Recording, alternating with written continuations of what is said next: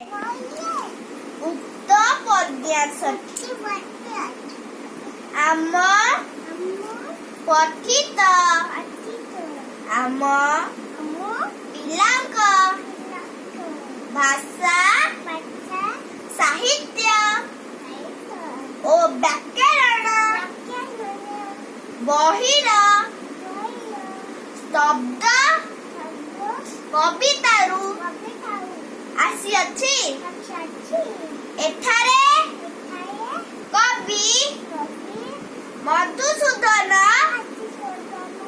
ରାଓ ଭଗବାନଙ୍କୁ ହୃଦୟରେ ଭକ୍ତି ଓ ପୃଥିବୀରେ ସତ୍ୟ ପଥରେ ରହିବାକୁ କିପରି ପ୍ରାର୍ଥନା କରିଛନ୍ତି ତାହା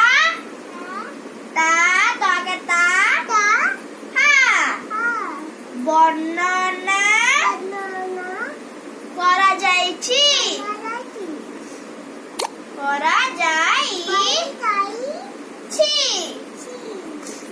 ହେ ଭଗବାନ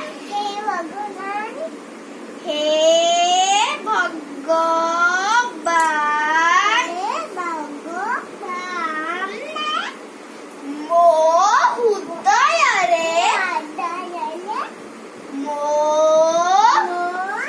ହୃଦୟରେ ସବୁଦିନ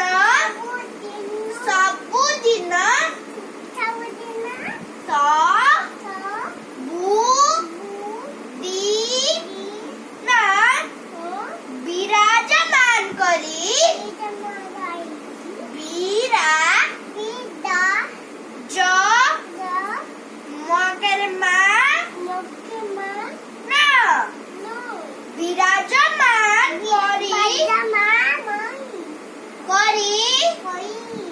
ସେଠାରେ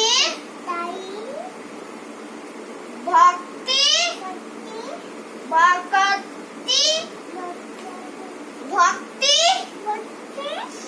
ଭରିଦିଅ ଏବଂ ଏ ପୃଥିବୀରେ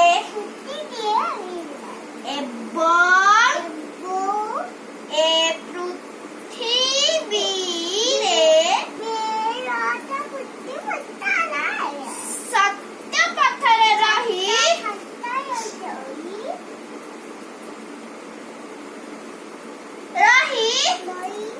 ତୁମକୁ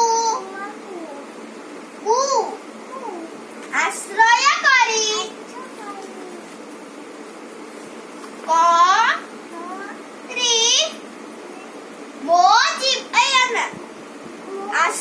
କରି ମୋ ଜୀବନ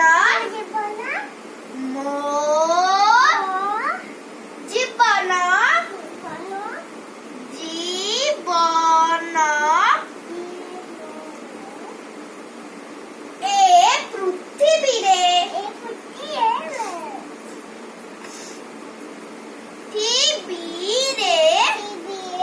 ସୁଖରେ କଟିଯାଉ। ସୁଖ